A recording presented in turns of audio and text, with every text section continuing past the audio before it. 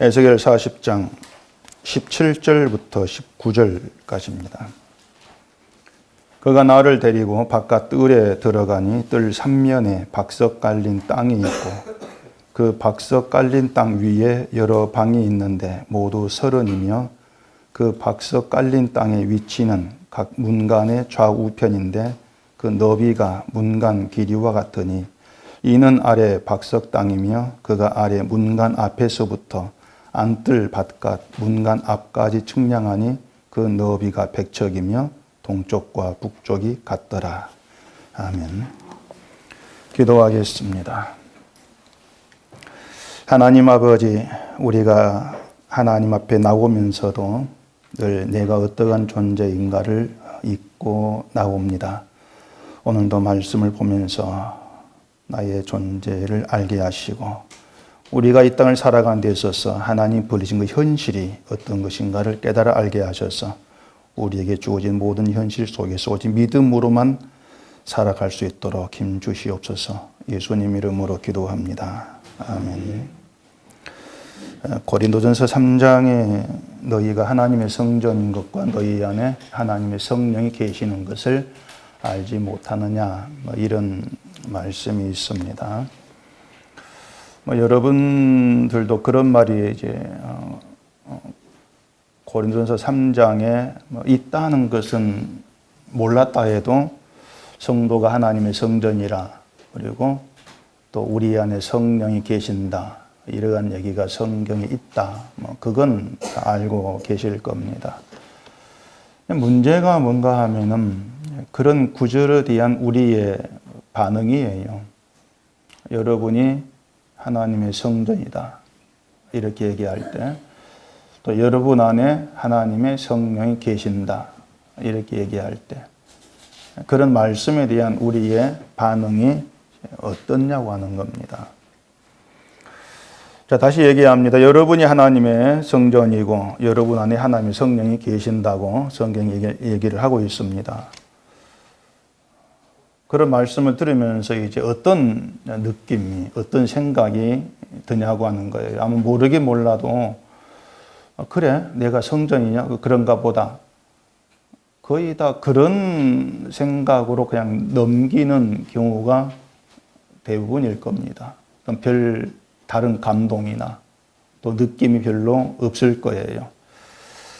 왜 그런가 하면은 내가 하나님의 성전이라면은 하나님의 성전이 아닌 사람과 뭔가 좀 다른 점이 있어야 되지 않겠는가, 그런 생각을 하기 쉬운데 아무리 봐도 차이점이 없거든요. 또 내 안에 성령이 계신다면은 성령이 없는 사람과 뭔가 달라야 되는데 다른 점이 없다는 얘기입니다. 앞을 보고 뒤를 보고 위를 보고 밑을 봐도 똑같죠, 그냥. 세상 사람과. 그러다 보니까 내가 하나님의 성전인데 왜 나는 이럴까? 이런 생각이 앞서다 보니까 별 느낌이 들지 않게 된다는 겁니다. 우리가 성경대로 우리가 하나님의 성전이라면은, 또 우리 안에 하나님의 성령이 계신다면은 그건 아주 굉장한 말이 아닐 수가 없어요. 내가 하나님의 성전이다. 하나님의 집이란 얘기죠. 하나님이 거하신다는 얘기죠. 내 안에 하나님이 계신다. 내 안에 성령이 계신다. 그 말을 그대로 우리가 해석을 하게 되면 성도라고 하는 것은 굉장한 존재입니다. 하나님이 계신다 그러는데 굉장한 존재죠. 그렇다면 말씀을 드린 것처럼 이제 하나님을 알지 못한 사람들, 하나님의 성전도 아니고 또 하나님이 계시지도 않는 그런 사람들과는 뭔가 좀 확연히 다른 게 있어야 되지 않냐고 하는 겁니다. 근데 없잖아요. 물론 신자가 다른 건 있어요. 예수를 주로 고백한다. 그런 것은 다르다고 할 수가 있겠죠. 그런데 그런 것 말고 특별히 다르다고 내세울 것이 솔직히 없잖아요. 세상을 사는 것부터가 차이가 나지를 않는 겁니다. 똑같이 살고 있거든요. 그렇기 때문에 이제 저런 걸 생각해 가면서 내가 하나님의 성전이라는 것, 또 내 안에 하나님의 성이 계신다는 것이 내 본인부터가, 내 자신부터가 신뢰를 못 하는 거예요, 그것을. 내게 확인이 안 되니까. 내 스스로 신뢰를 못 하는 거죠. 그래서 이 사도 바울의 이런 말들이 신자의 이제 본질적인 문제에 있어서 굉장히 중요한 내용입니다. 하나님의 성전이다, 성령이 계신다. 신자됨에 있어서 굉장히 중요한 내용임에도 불구하고 그냥 뭐 듣기 좋은 구절로 내용으로 치부되기 십상이고 뭐 마치 좋은 그림 하나 액자에 넣어가지고 벽에 붙여놓은 것처럼 이런 구절들이 그런 식으로 대하는 경우가 사실 많다는 거예요.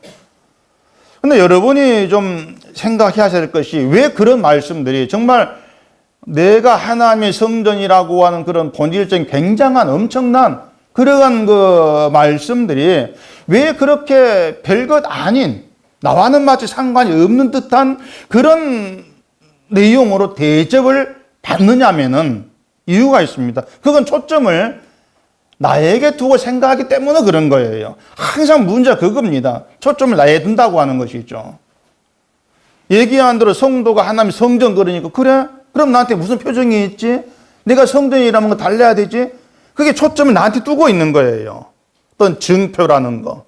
그걸 나에게서 뭔가 자꾸 찾으려고 한다는 거죠.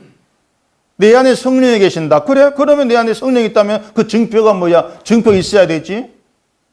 초점을 나에게 두고 있는 것이. 근데 안 보이니까, 그런 게 안 보이니까 난 그럼 뭐지? 스스로도 혼란스러워지고 그런 말씀들이 신뢰가 가지를 않게 되어지는 것이죠. 근데 대개 그 사람들이 생각한 증표라고 하는 것이 뭔가 하면은 가시적인 거, 눈에 보이는 거, 다 거의 그런 거지 않습니까? 자, 그러면 이제 우리가 하나님의 성전이라면 여러분 생각할 때에 우리가 성전이다. 성령이 계신다. 그러면 무슨 증표가 어떻게 나타나야 되겠습니까? 어떤 증표가 있어야 여러분이 내가 성전이다 이렇게 믿어지겠습니까? 뭐가 있어야? 뭐 내 안에 성령이 계신다면은 무슨 뭐 병 고치는 능력이 있다든가 뭐 그러면은 좀 믿어질 수 있겠죠.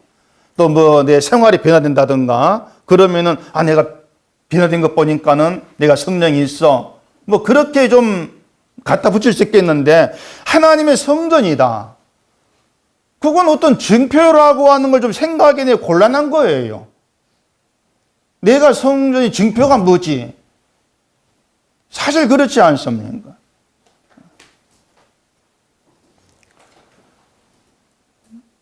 고린도전서 3장 17절 보시면은 누구든지 하나님의 성전을 더럽히면 하나님이 그 사람을 멸하시리라. 하나님의 성전은 거룩하니 너희도 그러하니라. 너희가 하나님의 성전이다. 그 말 뒤에 지금 이 말이 나온 겁니다.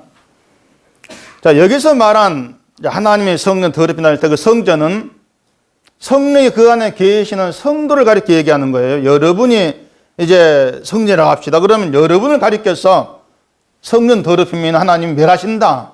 그렇게 얘기를 하고 계신다는 얘기죠. 자, 그러면은 하나님의 성전인 성도가 자, 내가 성전이라고 합시다. 내가 성전인데 그 성을 더럽힌다. 그걸 또 어떻게 이해를 해야 되겠습니까? 내가 성전인데 나를 더럽힌다? 그게 뭐야? 예전에 제가 어떤 목사님에게서 이 본문을 가지고 이제 이런 설교를 들었어요. 성도가 하나님의 거룩한 성전인데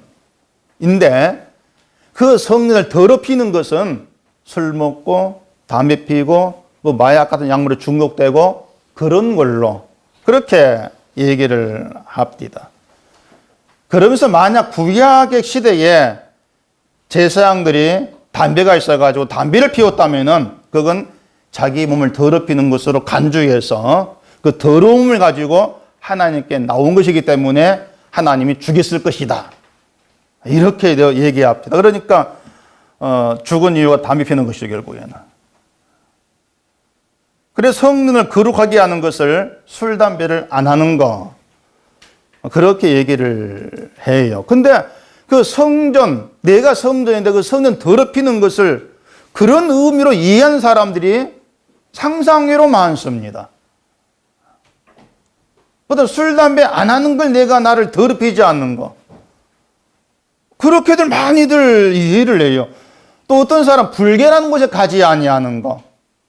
그것도 이제 나를 거룩하게 지키는 것으로, 깨끗하게 하는 것으로 그렇게도 얘기를 하는 거예요.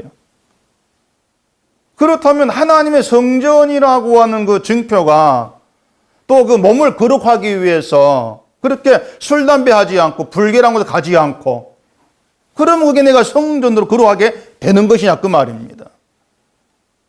그 하나님의 성전이라고 하는 것은요, 우리 육신을 두고 하는 말이 아니에요. 내 육신을 가리켜서는 성전이냐 이렇게 말한 것이 아니란 얘기입니다. 거룩하라고 하는 것은요, 몸을 깨끗하게 하라는 것도 아니고 내 마음을 깨끗하게 하라는 것도 아닌 겁니다. 그 성전을 더럽힌다고 하는 것도 몸에 해로운 것을 먹고 마시는 거 이런 걸 얘기하지를 않아요. 만약 그런 게 성전을 거룩하게 하는 것이라면은 그 거룩하게 하는 데 있어서는 그 절에 승려도 일가견이 있겠죠. 그 사람들 모르긴 모르지만 술, 담배 안 하고 고기도 안 먹고 채소만 먹으면서 자극적인 거 마늘 안 먹죠. 마늘 그런 것도 안 먹고 그래서 몸에 살이까지 놓아버리고 말이죠. 얼마나 몸을 거룩하게 하는 것입니까? 기독교는 못 따라갈 정도지 않습니까? 그래서 너희가 하나님의 성전이고 그걸 더럽힌다 이러한 내용들을 육신을 가지고 이해를 하게 되면은 굉장한 혼란에 빠져버릴 수밖에 없습니다. 그런 게 초점을 나에게 두고 성경을 해석하는 거예요. 그러다 보니까 성경 해석이 막 꼬여버리죠. 내가 성전이니까 내가 달라야 돼. 내 안에 성령이 있으면 내가 또 달라져야 돼. 그런 생각들부터 좀 우리가 좀 접어 놓으셔야 돼요. 그러면 이걸 이제 방향을 좀 달리 해가지고 생각해 보십시다. 너희가 하나님의 성전이라고 하는 것은 하나님이 거하시는 성전이 되었다. 이러한 얘기는 내가 뭔가 좀 특별한 존재가 되었어. 이러한 의미로 보지 마시고요.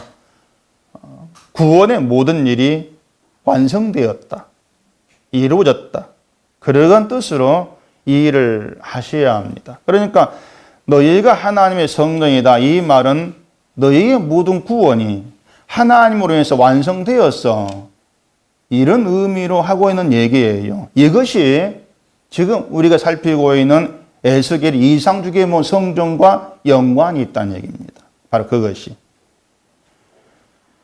자, 지난주에 말씀을 드린 대로 하나님 에스겔을 데리고 이스라엘 높은 산으로 가셨습니다. 거기에서 성전을 이제 보게 하시고 성전 문에서 그 삼줄과 또 측량하는 긴 장대를 든 천사를 이제 보죠.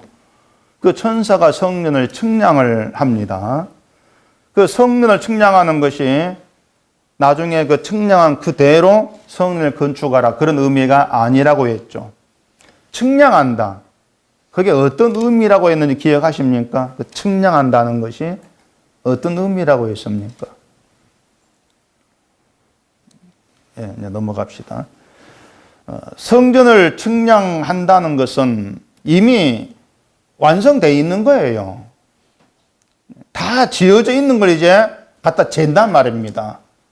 담이 몇 센 얼마고 또 방이 얼마고 다 지어진 것을. 그러니까 성전을 측량한다고 하는 것은 하나님에 의해서 성전이 다 완성되었어. 그 뜻이에요. 완성되었어. 완성되었다는 것은 인간이, 사람이 자기 손으로 이루어낼 것이 할 게 없다. 그 뜻입니다. 인간이 구원을 위해서 할 일이 전혀 없다. 그게 성전 측량에 담겨있는 의미가 되는 거예요. 하나님이 완성했다는 거죠. 자, 에스겔 성전 볼 때 이스라엘 성전은 이제 무너진 상태입니다. 눈에 보이는 사람의 손으로 지은 성전이죠. 그것이 무너졌다는 것은 이스라엘 성전 신앙이 실패했다 그 뜻입니다. 다시 말해서 사람이 손으로 뭔가 일을 행해가지고 하나님께 나가거나 구원을 이룬 일, 그건 이미 실패했다. 그걸 이스라엘을 통해서 지금 보이시는 거예요. 성전 무너뜨리셔가지고. 사람의 손으로 뭔가 좀 하지 않으면 안 된다고 생각하는 그런 종교 세계. 그것 자체가 이미 실패한 것이라는 거. 그 징표가 이스라엘의 성전이 무너진 일이었던 것입니다. 그리고 에스겔에게 성전을 보이시고 측량하시는 것은 신앙이라고 하는 건 사람의 손으로 뭔가 이루어내야 되는 것이 아니고 하나님이 이루시고 완성하신 것을 믿는 것이다. 그걸 보이고 계시는 거예요. 믿음의 이제 의미가 거기에서 확 달라지는 겁니다. 하나님이 이루시고 완성하신 걸 믿는 게 신앙이야. 그게 구원 안에 있는 것이다. 그래서 에스겔의 성전 측량은 바로 그런 의미에서 우리가 생각을 해야 되는 겁니다. 그것을 너희가 하나님의 성전이다. 그 말씀과 연결해 가지고 생각해 보시라는 거예요. 그럼 무슨 의미 답이 나오게 되어 있습니다. 다시 말씀드릴게요.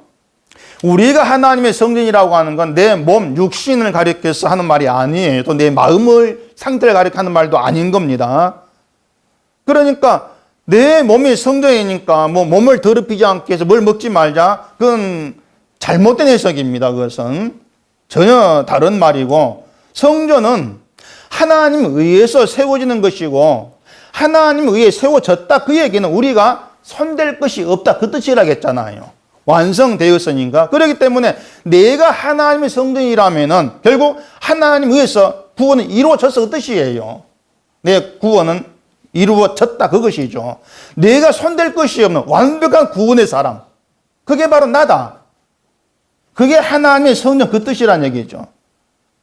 우리 안에 성령이 계신다는 것도 그런 의미의 생각이 한단 말입니다. 내 안에 성령이 계신다? 그럼 내가 어떻게 되지? 그런 생각을 하지를 마시라는 거예요. 그러니까 그런 생각들이 이제 내가 기대하고 있는 변화, 그걸 보려고 하는데 안 보이니까 자꾸 실망한다는 얘기입니다. 혼란에 빠지게 되는 것이고. 우리에게 성령이 오신다는 것이 그게 무슨 의미가 되겠습니까? 자, 여러분이 집에 들어가는데 현관문 잠겨 있습니다. 열쇠 잃어버리고 없어요. 내 손 가지고 열어보려고 별수를 다 써도 안 됩니다. 어떻게 합니까? 어떻게 해요? 예. 열쇠집에 연락하죠. 그럼 전문가가 와가지고 문을 열어줍니다. 그러니까 그 열쇠 전문가를 불렀다. 그 의미가 뭐예요? 내가 열지를 못하나 그 뜻 아닙니까? 이해가 되십니까?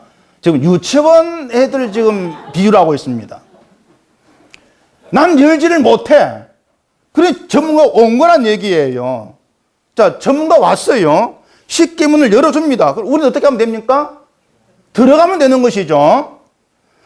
근데 여기에서 이제 어떻게 하게 되냐면은 종교라는 게 열쇠 전문가가 오니까 내가 그 열쇠 따는 방법을 내가 배우려고 하는 거예요. 내가. 나한테 가르쳐 주이소. 그럼 내가 그 열쇠 방법 기술을 배워가지고 내가 읽고 내가 들어가겠다. 그게 종교라 그 말입니다. 이해가 되십니까? 이건 안 됩니까? 성령이 왔다 가니까 아 그래? 그럼 내가 성령을 통해서 어떤 능력을 받아가지고 내가 뭔가 해서 내가 구원을 이루어가고 상을 받고 그렇게 보겠다는 거예요. 성령이 오셨다는 것은 내 힘으로 안 되니까 오신 겁니다. 그러면 성령이 이루신 것을 우리는 그냥 믿고 들어가면 되는 거예요. 구원의 세계로. 근데 자꾸 성령을 받아가지고 내가 뭔가 능력을 또 받아서 뭔가 내 손으로 해가지고 하나님께 나아가겠습니다. 그게 뭔가 좀 어리석다는 것이죠. 전문가 왔으면 맡겨놓고 열어주면 들어가면 된다는 얘기입니다. 내가 할 게 없는 거예요. 내 집에 들어가서 거기 편히 쉬면 되지 않습니까? 그걸 신앙이라 그러는 거예요.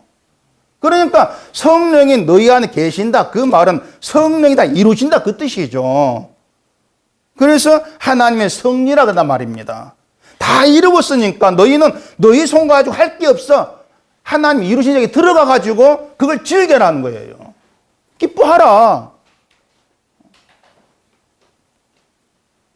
그렇게 좋은 거, 그렇게 쉬운 걸 사람들은 괜히 불만을 가지는 겁니다. 그래도 내 손으로 내가 열고 싶다는 거죠. 기술을 배워가지고. 저 같으면 안 그러겠습니다. 그럼 몰라 배우니까 돌짝도 아니고 말이죠. 그러니까 신앙의 세계는 내가 해서 뭔가 이루어낸 게 없는 겁니다. 그걸 이스라엘이 모른 거예요. 그러니 하나님이 이스라엘 성전을 무너뜨리고 너희 실패해서 가르치면서 하나님이 세운 성전을 보이고 있는 것이죠. 내가 다 세워놨으니까 너희는 이 속에서 누리면 되는 거야. 그게 믿음의 세계다. 우리가 들을 때 굉장히 간단하고 쉬운 것 같은 상황, 그걸 못 믿는 겁니다. 왜? 내가 빠지니까. 내 손으로 해야 될 게 빠져버리니까 거기에 불만이 있는 거예요. 내가 아무것도 안 해도 되는 겁니까? 그런 어떤 미심쩍은 느낌을 버리지를 못하는 겁니다.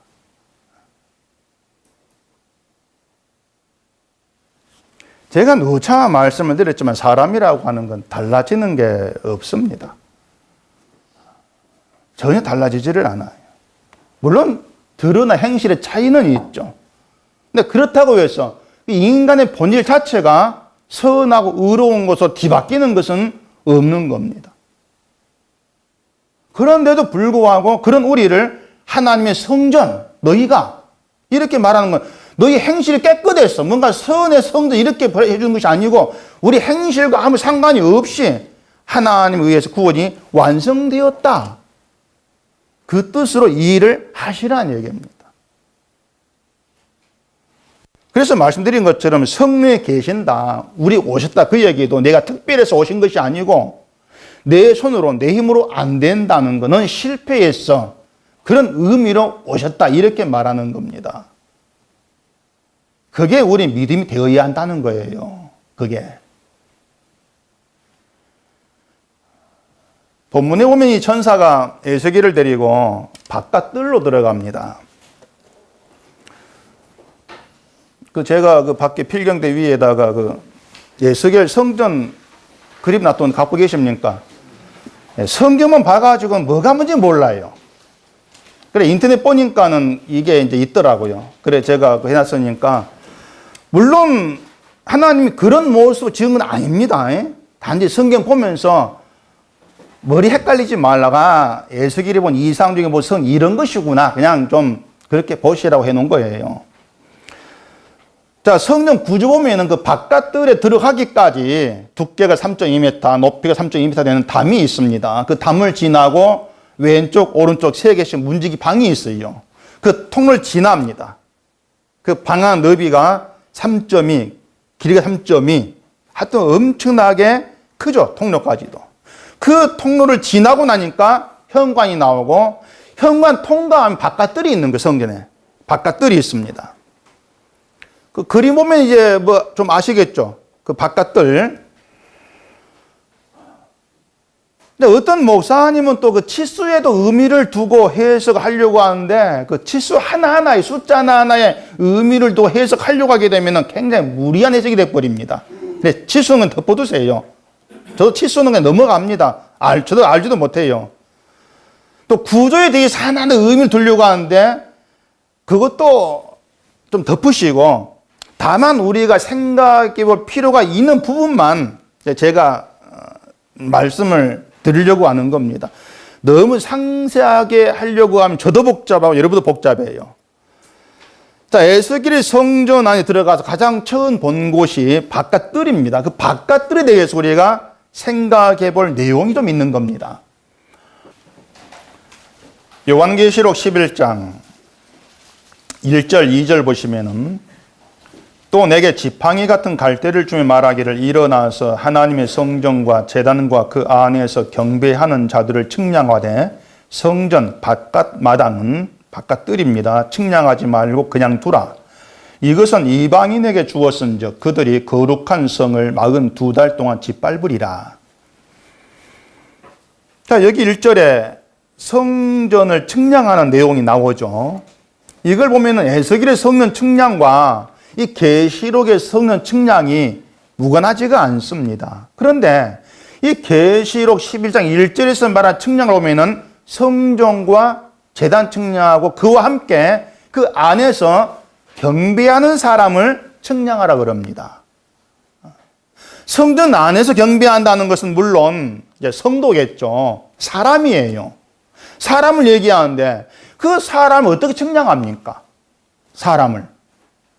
그게 좀 특이하단 말입니다. 사람을 측량하라는 것이. 측량은 넓이, 길이 그걸 재는 거예요. 에스겔의 성전 측량도 넓이, 길이 자세한 수치가 나오잖아요. 근데 그 안에서 경배한 사람을 어떻게 측량하는 얘기죠? 뭐 키를 재고 몸무게를 재겠습니까? 그건 아니지 않습니까? 자, 여기에서 여러분이 다시 생각할 것이 아까 제가 말씀드린 측량의 의미를 생각합니다. 측량의 의미. 측량의 의미가 뭐라겠어요? 두 번째 묻습니다. 뭡니까? 완성. 하나님이 완성하셨다, 이루셨다. 그게 측량의 의미예요. 그건 있지만 그것마다 기억하면은 에스겔 성전 다 안 겁니다.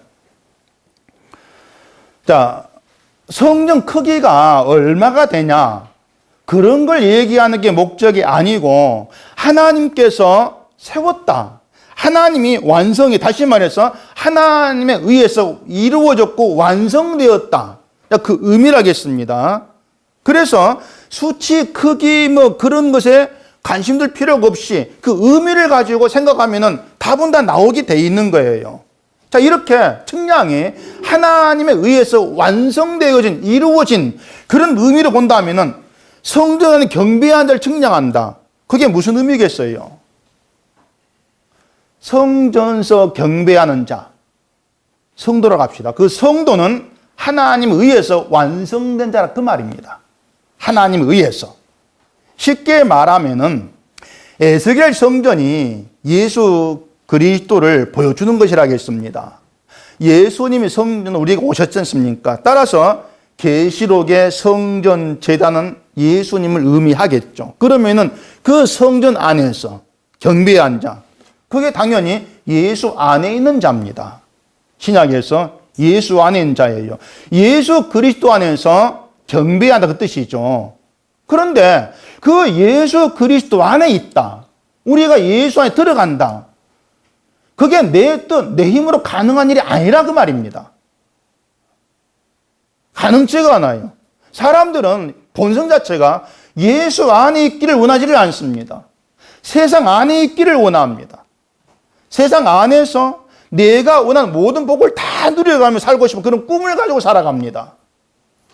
예수 아니라고 하는 것은요, 우리가 원하는 복된 세계가 아니에요. 뭐 돈이 있고, 뭐 권력이 있고, 출세 그런 세계가 아니라는 얘기입니다. 십자가 피 흘림 있는 세계입니다. 예수 안이, 고난이 있다는 얘기예요. 근데 그런 예수 안을 우리가 내 본성 가지고 원하겠냐 그 말이죠. 원하지가 않습니다. 거기 싫은 장소예요. 아무도 그 안에 있기를 좋아하지를 않는다는 얘기입니다. 따라서 우리가 그런 존재로 죄인임을 생각을 하고 지옥에 떨어질 자구나, 그게 바로 나구나, 이걸 염두에 둔다면은 예수 안에 있는 것이야말로 구원이라는 것을 알아가지 않겠습니까? 근데 얘기한 사람은 그런 데 관심을 안 둔다는 얘기예요. 그냥 예수를 믿어가지고 잘 사는 것만 관심 전부란 얘기입니다. 그게 인간인데 하나님의 성령을 주셔서 예수를 알게 하시고 그 예수의 피로 말미암아서 나의 모든 죄가 용서되었을 믿게 만들어내시고 아, 예수가 아니면 안 되구나 고백있게 하신단 말입니다. 그럴 때 그 사람 그게 고난의 길을 알자고 생명이니까 가게 되어진다는 얘기예요. 그게 누구냐? 예수 안에 있게 된 구원받은 자라 그 말입니다. 하나님 의해서. 그들이 바로 성전 안에 경배한 자들이에요. 제단에서. 그런 자들을 측량해라. 그 의미가 뭐겠습니까? 그 성전에 들어갈 사람. 그들은 하나님에서 확정되었다는 겁니다, 이미. 하나님께서 확정하셨다. 그걸 선택이라 하지 않습니까?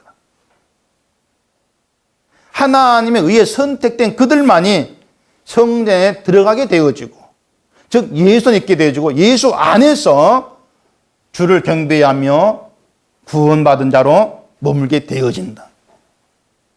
이렇게 구원받은 자가 하나님에 의해서 확정이 되었다면 뭐가 쓸데없는 게 되어지냐면요, 구원받기 위해서 내 손으로 하는 모든 게 쓸데없는 게 되어집니다. 우리가 하는 모든 게. 그게 아까 말한 이스라엘의 선의 실패예요. 다 쓸데없는 거다. 자, 이런 얘기에 대해서 이 사람들이 쉽게 어떤 생각을 하는가 하면, 그래, 맞다. 우리가 뭘 하든 그것을 구원받는 게 아니다. 이렇게 말은 합니다, 쉽게. 근데 그걸로 끝나는 게 아니고 꼭 하는 말이 있습니다. 그게 뭐냐면, 그래도 구원받았으니까 구원받은 자로 살아가는 건 있어지 않겠습니까? 뭐 이런 말을 합니다. 그래 나온 말이 성화란 얘기예요. 구원은 예수를 믿음으로 받는다니 행위에 상관없다. 그렇지만 구원을 받았으니까 구원받은 자답게 살아가는 이러한 모습, 행위는 있어지 않느냐는 거죠. 바뀌어져야 되고 변화되어야 되고 그건 당연하지 않느냐, 이런 말한다는 얘기예요. 물론 신자가 구원받은 사람으로 살기 위해서 애쓰는 것 잘못된 것이라고 말할 수는 없는 겁니다. 좀 다르게 살기 다 좋아요. 다 좋은데. 근데 다르게 사는 것, 달라지는 것, 그것이 구원받은 신자다운 것이다. 그렇게 얘기하는 게 잘못된 거라 그 말입니다. 그렇게 생각하지 마시란 얘기예요. 아니 도대체 구원받은 신자가 다르게 사는 게 뭡니까 도대체? 뭐가 다르게 사는 거예요? 신자가 다르게 생각할 때 그것은 극히 제한적입니다. 뭘 가지고 다르게 사느냐? 뻔할 뻔짜죠. 도덕, 윤리와 열심히 있는 신앙생활, 그 틀밖에 없는 거예요. 제가 몇 주 전에 그 위험한 믿음에 대해서 말씀을 드렸지 않습니까? 오늘 주부에 그 내용이 있는데, 자, 이렇게 사는 것이 구원받은 자답게 사는 것이다. 그런 생각. 그게 위험하다. 그 말입니다. 왜냐하면은 이렇게 사는 거, 결국 행함이거든요. 행함인데, 그런 행함을 기준해가지고 결국 내가 구원받은 자인가 아닌가. 내가 믿음이 있는 거면 이렇게 꼭 구별한 쪽으로 가게 돼 있다는 얘기예요. 결국에 행함으로 구원받는 게 아니다 이렇게 얘기하면서 결론에 행함 돌아간다는 얘기입니다. 그게 지금의 기독교에서 많이 볼 수 있는 현실의 모습이죠. 구원이 하나님에 의해서 확정되었다. 그 얘기는요, 우리의 손으로 하는 모든 걸 버리란 얘기입니다. 하지 말라는 게 아니고 어떤 것을 네 손으로 했다 할지라도 그걸 기준해 가지고 뭔가를 판단하려고 하지를 말라는 것입니다. 그런 의미에 쓸모없다고 하는 거예요. 그게 내 손으로 하는 모든 것, 그 어떤 것도 내가 바라보지 않은 것, 그걸 내놓지 아니하는 것, 그것이 예수 그리스도 안에서 끝까지 주를 바라보는 게 되어진다는 얘기입니다. 오늘 오후에 사탄에 대해서 말씀을 드릴 건데, 그 사탄이 우리를 이제 유혹하고 충동하는 게 나를 보게 하는 겁니다. 내 행함을 보게 한다는 거죠. 자, 그럼 아까 이제 고린도전서 3장 9절 다시 보십시오. 17절 보시면은 누구든지 하나님의 성전 더럽히면 하나님이 그 사람을 멸하시리라. 하나님의 성전은 거룩하니 너희도 그러하니라. 하나님의 성전 더럽히는 문제, 그걸 다시 이제 보십시다. 우리가 하나님의 성전인데 뭐가 하나님의 성전을 더럽히는 것이냐? 지금까지 말씀을 드린 걸 잘 한번 생각해 보세요. 우리가 하나님의 성전이라고 하는 것은 내 손으로 행한 행함에 의해서가 아니라 하나님에 의해 구원이 완성되었다. 그 의미라겠습니다. 그래서 성전에 들어가서 경배하는 그 자가 된 거예요. 우리가 하나님에 의해서. 그러면은 하나님의 성전으로 거룩하다고 하는 것은 내 행함을 가지고 내 구원을 확인한다거나 믿음을 증명하려고 하지 아니하고 나의 구원을 완성하신 그 하나님의 은혜로 감사하는 겁니다. 그게 거룩이에요. 그게 구별이거든요. 그러면은 성을 더럽히는 게 뭐겠습니까? 답이 나오잖아요. 하나님에 의해서 예수 안에 있게 되어졌는데 내가 자꾸 손으로 행한 걸 기준으로 하려고 하는 거, 그게 선 더럽힌다 그 말입니다. 하나님이 그 사람을 멸하신다고 하잖아요. 멸하신다는 것은 그렇게 내 손으로 행한 걸 기준에 해가지고 나를 보려고 하는 그 자체가 하나님이 구원하기로 확정한 신자의 믿음이 아니라는 거죠.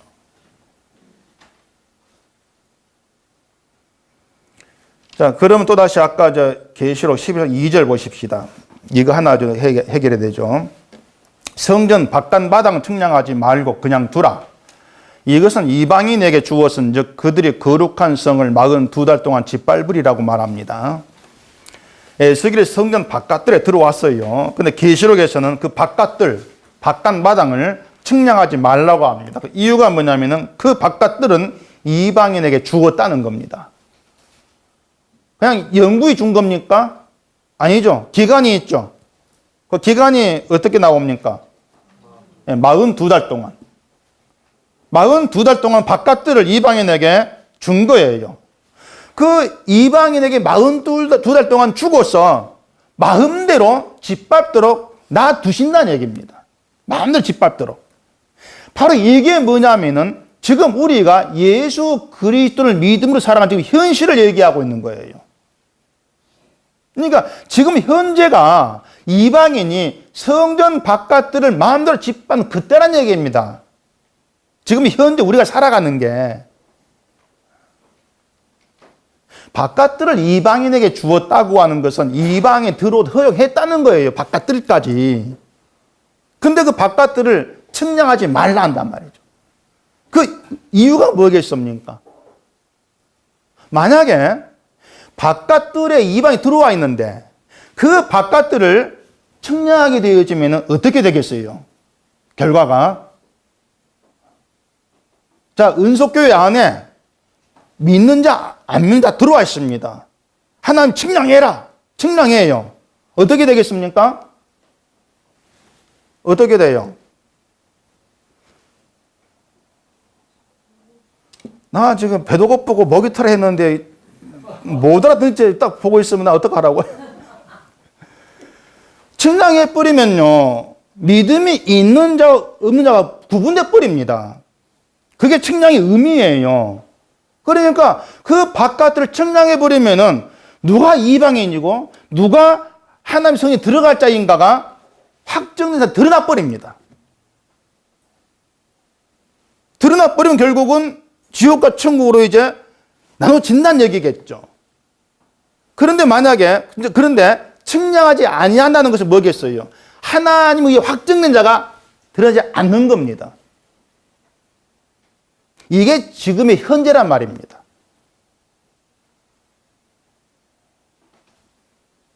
지금의 기독교를 보면은요, 모두가 다 복음을 얘기한다고 합니다. 전부 다. 노골적으로 내가 하나님의 사자야, 내가 목자 이렇게 얘기한 그런 사람도 내가 얘기하는 게 참된 성경이다. 다 그렇게 얘기를 해요. 사기꾼이 나 사기친다 하고 사기치는 거 봤습니까? 없잖아요. 사기치면 나 거짓말 못한 사람이야. 이렇게 얘기하지 않습니까?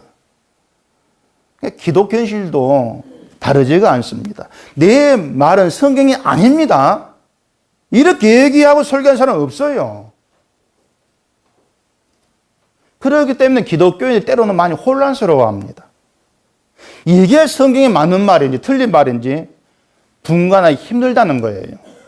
누구 말을 내가 믿어야 될지 모르겠다는 거. 그런 말을 제가 많이 듣습니다. 이것이 지금 바깥들 이방인에게 내준 현실입니다. 바깥들 이방인에게 짓밟히고 있는 그런 현실이 지금이다. 그리 생각하시면 돼요. 그래서 복음 아닌 것이 복음인 것처럼 활기를 치죠.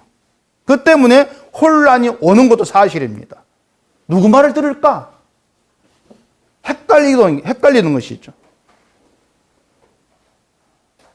그래서 누구 말이 맞는지를 모르겠어요. 어떻게 분별이 되겠습니까? 이렇게 묻기도, 그래서 제가 이렇게 얘기합니다.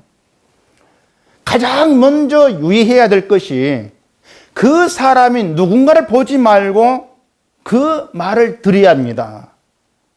먼저 그렇게 얘기합니다. 왜냐하면 사람을 먼저 보게 되면은 그 사람이 누구냐, 누가 설교했네, 이걸 기준해 가지고 분별해 버려요. 다시 말해서, 야, 저 목사는 복음을 전한다, 이렇게 살아보게 되면은 그럼 저 목사 말한 건 전부가 다 신뢰할 수가 있어.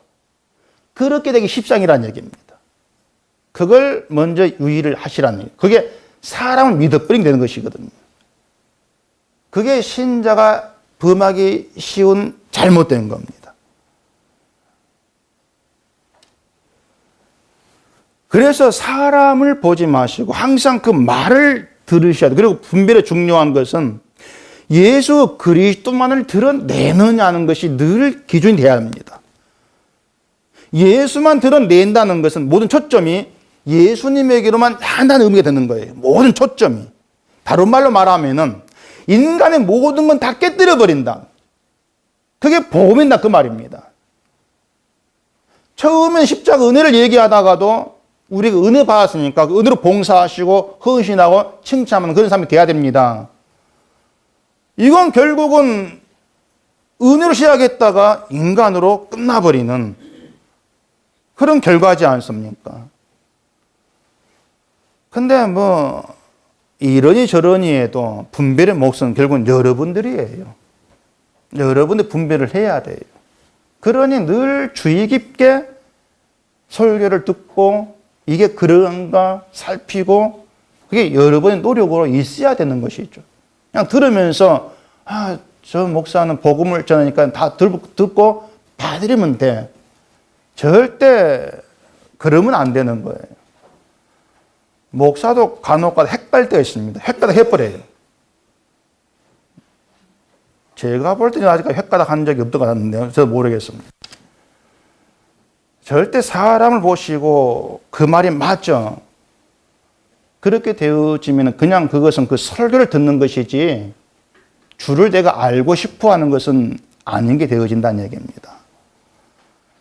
그래, 우리가 이처럼 뭔가 혼란스러움 같은 그런 현재를 살아가지만은 분명한 것은 그 모든 혼란이 싹 거쳐지고 분명하게 드러날 때가 있다는 겁니다. 그게 42달 기간이 있다는 것이죠. 그게 실제 42달이 아닌 거 아시죠? 42달이 무슨 의미입니까? 뭐 들어갈 필요 없고 여러분이 아실 것은 지금 현재는 복음이 복음 아닌 것에 짓밟히는 그런 때다. 그런 때고 하나님의 은혜와 사랑이 무시되는 그런 때다. 그게 지금의 현재야. 왜? 하나님이 그 성령 바깥들이 이방 허용했어. 짓밟이 놔뒀어. 그래, 고난받아야 돼. 고난 중에 복음은 드러나야 돼. 그게 지금 현재야. 그리 생각하시면 되는 거예요.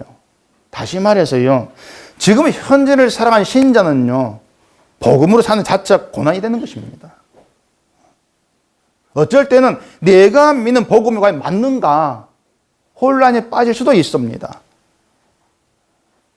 내가 알고 있는 복음이 배척을 받고 반대를 받고 이런 많은 사람들이 다른 걸 얘기할 때 내가 틀린 건 아닌가 그런 생각이 들 수도 있을 겁니다. 하지만 하나님이 이방인에게 바깥들 이방 허용하고 이방이 들어와서 인간의 힘과 인간의 손으로 행하는 업적을 주장하면서 하나님이 이루신 은혜와 사랑이 배척되고 무시되는 것은 하나님께서 허용한 기간 그때까지입니다. 그때까지일 뿐이에요. 이 설교 준비하면서 쓴 시가 오늘 주보에 있습니다. 그날은 아직 오지 아니했다. 기가 막히지 않습니까? 죄송합니다. 복음이 전혀 힘이 아닌 것처럼 느껴지고요. 복음이 힘을 쓰지 못하는 것 보이는 것 당연한 겁니다. 아직 그날이 오지 않았기 때문일 뿐이에요. 그날이 오게 되면 하나님은 바깥들까지 측량하실 겁니다. 그때가 되면은 누가 하나님에 의해서 확정된 사람인가 드러날 겁니다. 신자는 그 날이 올 것을 믿으면서 하루하루 예수 그리스도 안에 살아갈 뿐이에요. 그래서 복음은 지금의 세상에서 확인되어지는 건 아닌 겁니다. 복음을 믿든 복음 아닌 걸 믿든 하나님 그냥 섞어 두시고 있습니다. 복음 아닌 걸 믿는다고 해서 번개차가 죽여버리는 그런 거 아니지 않습니까? 그런데 하나님이 정한 때가 되면 다 드러나게 돼 있어요. 그 때가 되면은 우리가 믿었던 이것이 정말 참된 진리였구나. 그게 드러났을 때 그 진리의 길로 나를 붙들어 끌어오신 하나님이 참 은혜구나. 정말 실감 감사할 그때가 되어질 겁니다. 우린 그날을 믿고 사는 겁니다. 그게 신자란 얘기입니다. 다시 얘기하지만 그날은 아직 오지 않았습니다. 반드시 그날이 올 겁니다. 그날이 온다는 것은 믿음으로 어떤 현실에서도 우리의 생명이 되고 우리 안에 있는 진리의 복음이 이끌려서 영광 그 나라 바라보고 살아가는 것. 그게 가장 복된 것이다. 그 의미가 되는 겁니다. 나를 붙들고 있는 진리가 나를 놓지 아니하고 생명으로 이끌어가서 그 때가 되었을 때에 영원한 그 세계에 들어가게 되어지는 것. 그게 나에게 가장 귀한 복입니다. 그 복을 구하시고 그 복을 바라고 살아가는 것. 그게 진짜 신자라는 것입니다. 기도하겠습니다. 우리 아버지 하나님, 우리가 또 오늘 이 말씀 안에서 이 현실을 바르게 보게 하시옵기를 원하옵니다.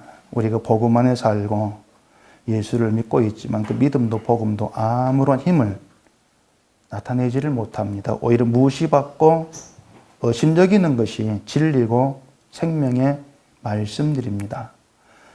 이러한 현실 속에서 이것도 때가 있음을 잊지 않게 하시옵시고 그 때가 되어지면은 모든 게 드러나서 참된 영광이 무엇이 있는가를 알게 되어지고 그로 인해서 하나님께 붙들려서 진리로 복음으로 나온 것이 큰 은혜였다고 고백하게 되어질 겁니다. 오직 그 믿음으로 주만 바라고 살아가는 저희가 되어지도록 힘주시옵소서. 예수님 이름으로 기도합니다. 아멘.